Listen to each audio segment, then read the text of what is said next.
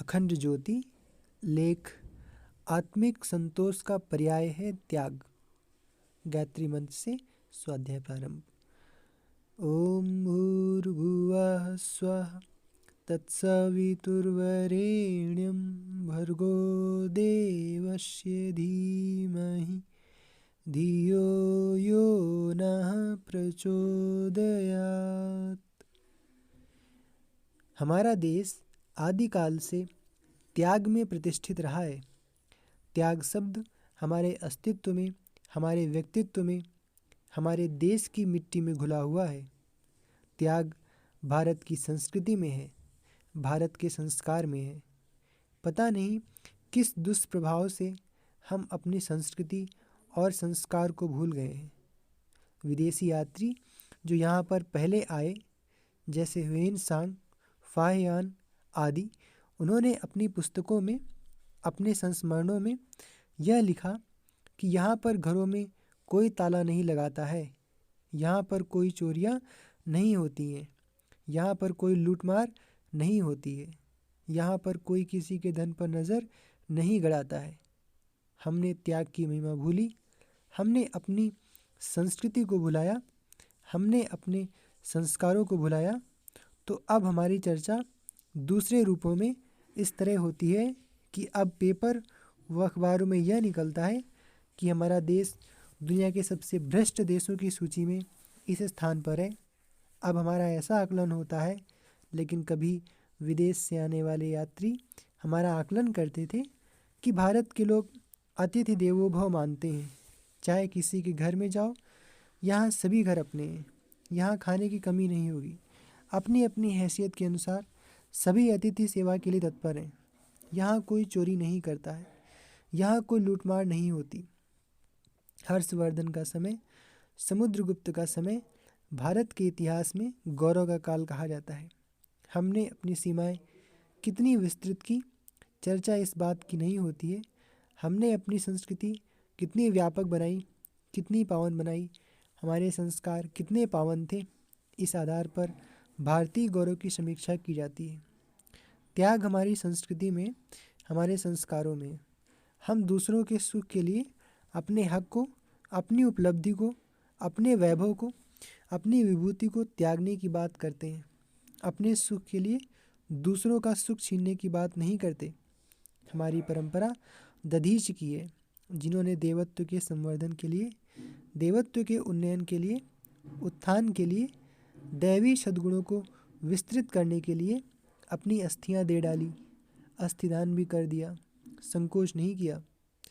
अगर हमारा शरीर किसी काम आ सकता है, अगर हमारे शरीर से वज्र बन सकता है, अगर हमारे शरीर से असुरता का आतंक समाप्त हो सकता है, तो ऐसे में हम अस्थिदान देने को भी तत्पर रहते हैं।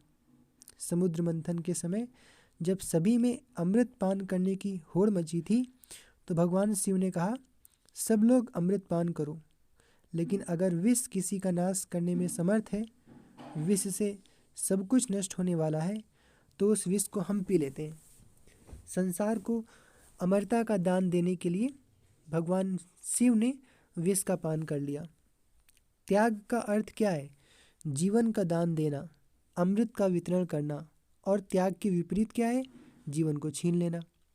आप देखिए, जो विजेता बनने के लिए निकले, वो अपनी उपलब्धियों को बढ़ाने के लिए जीवन को छीनते चले गए, जीवन में विष घोलते चले गए। चंगेज खां, नादिर शाह, तैमूर लंग, सब के सब, इनके अभियानों ने संसार को क्या दिया? और हमने जो अभियान रचाया है, उसमें हमारी संस्कृति ने कहा, हमारे शास्त्रकारों ने कहा, स्व स्व आचरेण शिक्षरेण पृथिव्याम सर्वमानवा। हम अपने आचरण से पृथ्वी के सभी प्राणियों को शिक्षा देंगे, शिक्षित करेंगे और जीवन के मंत्र सिखाएंगे। भगवान बुद्ध के काल में सारे एशिया में भिक्षु पहुँचे, जीवन का सत्य बताने, जीवन का मंत्र सिखाने, जीवन का ज्ञान देने, जीवन विद्या का उपदेश देने पहुँचे। त्याग होता है तो अकेले नहीं आता, अपने साथ तमाम सद्गुणों को खींच लाता है, समेट लाता है। जिस परिवार में लोग त्याग के लिए तत्पर होते हैं, उस परिवार में झगड़ा नहीं हो सकता। क्यों? झगड़ा होता ही तब है जब हम किसी का हक छीनना चाहते हैं। झगड़ा होता ही इस कारण है कि हम ज़्यादा पाना चाहते हैं। जब हम सब कुछ हड़पना चाहते हैं तभी झगड़ा होता। अगर राम अपना अधिकार त्यागने के लिए तत्पर है और भरत अपने सुख को त्यागने के लिए तत्पर है, तो झगड़ा कहाँ है? झगड़ा तो तब खड़ा होता है जब कोई दुर्योधन कहता है कि मैं सुई की नोक के बराबर भी भूमि नहीं दूंगा इन पांडवों को। 5 गांव तो दूर की बात है, झगड़ा तब खड़ा होता है।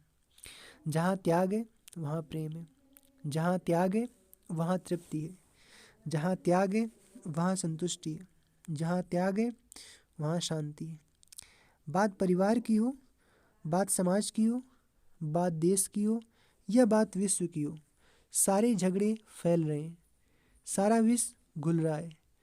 जीवन में इसके पीछे केवल और केवल एक कारण है कि भीषण रूप से छीना झपटी मची हुई है, आधिपत्य करने की होड़ मची हुई है। साम्राज्यवाद नया रूप लेकर सामने आ रहा है, आर्थिक साम्राज्यवाद। आधिपत्य की इस दौड़ में सभी के जीवन की दशा बिगड़ गई है, क्योंकि हम त्याग का मूल मंत्र ही भूल गए हैं। कहीं से हम इसका अनुभव कर सकते हैं, अपने निजी जीवन से, अपने पारिवारिक जीवन से। अगर हम त्याग की डगर में थोड़ा सा आगे बढ़ेंगे तो हमारे जीवन में अमृत घुलने लगेगा, हमारे जीवन से विष का समन होने लगेगा, विषैलापन, विषाक्तता समाप्त होती जाएगी। उपनिषद कहते हैं कि जैसे जैसे हम त्याग की ओर बढ़ते हैं तो ऐसा प्रतीत होता है मानो हम इसके द्वारा अमृत तत्व का पान कर रहे हों और इससे हमारा जीवन सिंचित हो रहा हो। इससे मन तन सब स्थिर होने लगते हैं। भगवान गीता में कहते हैं कि त्याग से अधिक तो कुछ हो ही नहीं सकता। इसीलिए कहते हैं कि ध्यानात् कर्मफलः त्याग त्यागच्छन्तिर नंतरम।